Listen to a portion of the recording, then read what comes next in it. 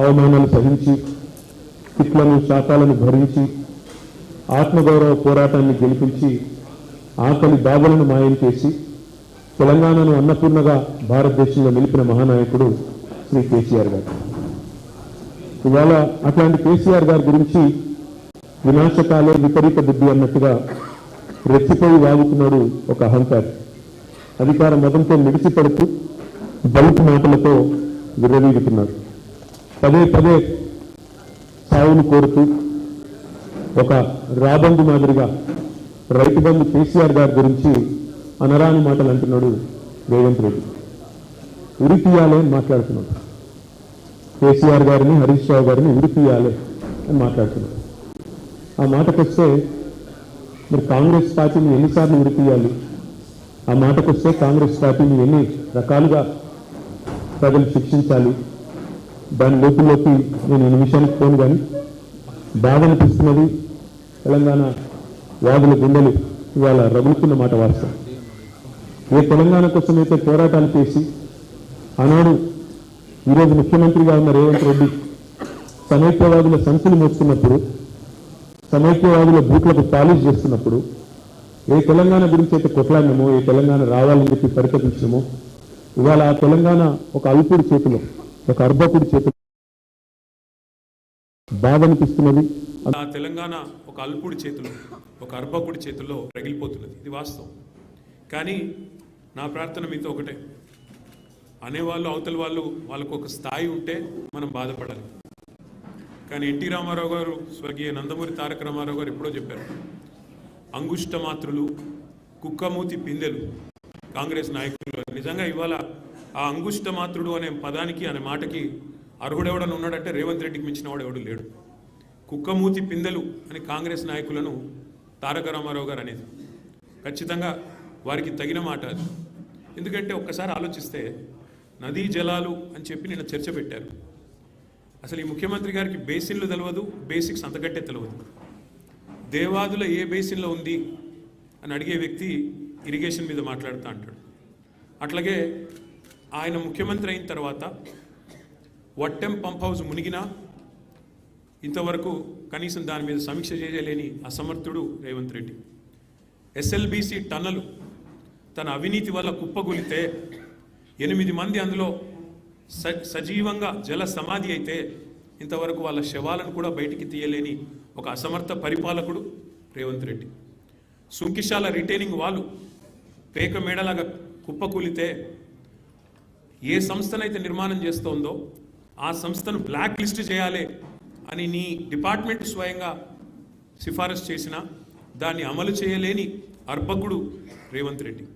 అట్లాగే ఆయన పరిపాలన గురించి ఒక మాటలో కట్టే కొట్టే తెచ్చే అన్నట్టు చెప్పాలి అంటే ఏమున్నది పరిపాలన గొప్పతనం ఈ 2 ఏళ్లలో? పేల్చివేతలు, కూల్చివేతలు, ఎగవేతలు. మనం ఎన్నో చూసాము చరిత్రలో. కానీ ఇంత చెత్త ప్రభుత్వం, చెక్ డ్యామ్లను పేల్చేసే చెత్త ప్రభుత్వం బహుశా భారతదేశంలో కాదు, ప్రపంచంలో ఎక్కడ ఉండదు. ఎవరైనా నిర్మాణాలు చేస్తారు, మీరు విధ్వంసం తప్ప మీకేమి తెలియదు. పేల్చివేతలు ఎట్లా అయితే మేడిగడ్డను బాంబులతో పేల్చారో అట్లాగే ఇవాళ చెక్ డ్యాములు పటాకాలు పేల్చినట్టు పేలుస్తూ ఉన్నది కాంగ్రెస్ నాయకత్వం. దానికి వంతపాడుతున్నది ఈ దిక్కుమాలిన ప్రభుత్వం. కూల్చివేతలు, పేదల ఇల్లు కూల్చడం తప్ప ఒక్క ఇల్లు కట్టిన ముఖం లేదు మీకు 2 ఏళ్లలో.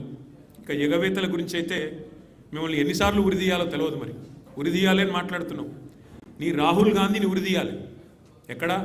అశోక్ నగర్ నడి చౌరస్తాలో 2 లక్షల ఉద్యోగాలని చెప్పి మాట తప్పినందుకు రాహుల్ గాంధీని ఉరిదీయాలి. రైతులకు రుణమాఫీ చేస్తా అని చెప్పి మాట తప్పినందుకు వరంగల్లో రాహుల్ గాంధీని ఉరిదీయాలి. బీసీలకు 42% రిజర్వేషన్ అని చెప్పి మాట తప్పినందుకు మీ నాయకత్వాన్ని, కాంగ్రెస్ నాయకత్వాన్ని, రాహుల్ గాంధీని, రేవంత్ రెడ్డిని కామారెడ్డిలో ఉరిదీయాలి. ఉరి తీసుకుంటూ పోతే 420 హామీలు ఎగ్గొట్టినందుకు 420 సార్లను నీ 420 కాంగ్రెస్ పార్టీని ఉరిదీయాలి. కేసీఆర్ గారిని పట్టుకొని నోటికి వచ్చినట్టు మాట్లాడుతూ, పనికిమాలిన చెత్తవాగుడు వాగుతూ, నిన్న శాసనసభలో ఆయన మాట్లాడిన మాట బాధ ఎక్కడ అంటే, సరే ముఖ్యమంత్రి ఒక అర్భకుడు, అంగుష్టమాత్రుడు, ఒక నికృష్టుడు, ఇవన్నీ మనకు తెలుసు. సర్వభ్రష్ట ప్రభుత్వానికి ఇవాళ అధినేత ఈ ముఖ్యమంత్రి. సర్వభ్రష్ట ప్రభుత్వం ఇది. ఈ రంగం ఆ రంగం అని కాదు, అన్ని రంగాల్లో అట్రఫ్లా ప్రభుత్వం. సర్వత్రా విఫలమైన ప్రభుత్వం ఈ ప్రభుత్వం. కానీ బాధాకరమైన పరిస్థితి ఏమంటే అందరి హక్కులకు కస్టోడియన్లా ఉండాల్సిన స్పీకర్ గారు ఇవాళ ఆయన బడివే అనే మాట మాట్లాడితే కళ్ళప్పగించి ప్రేక్షక పాత్ర వహిస్తుంటే ఏమనాలనో అర్థం కావట్లేదు.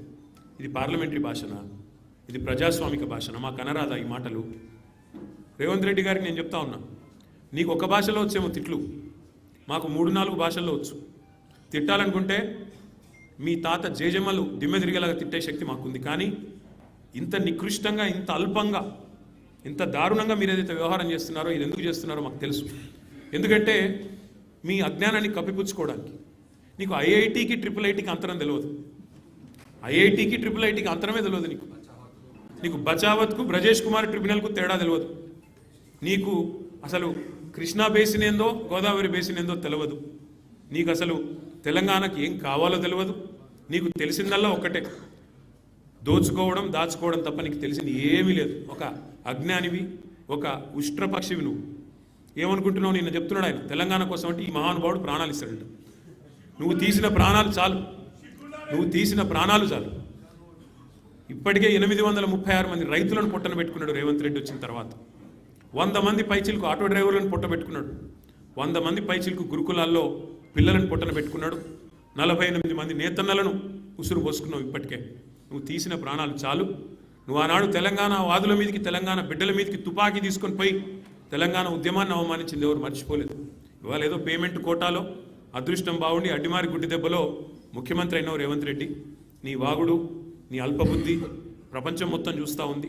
ఒకటి మాత్రం వాస్తవం, నీలాంటి వ్యక్తుల వికృతమైన మాటలతో కేసీఆర్ గారి స్థాయిని మీరు తగ్గించలేరు. మీరు ఎవరేమనుకున్నా సరే, నీ కాంగ్రెస్ పార్టీ నాయకత్వం ఏమనుకున్నా సరే నువ్వు తగ్గించలేవు.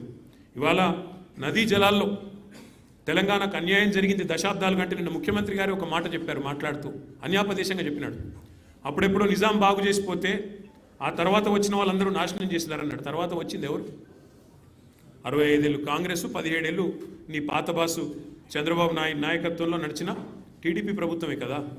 కాంగ్రెస్ టీడీపీ కదా దొందే అన్నట్టు ఈ రాష్ట్రాన్ని 2014 దాకా నిరాటంకంగా పరిపాలించింది.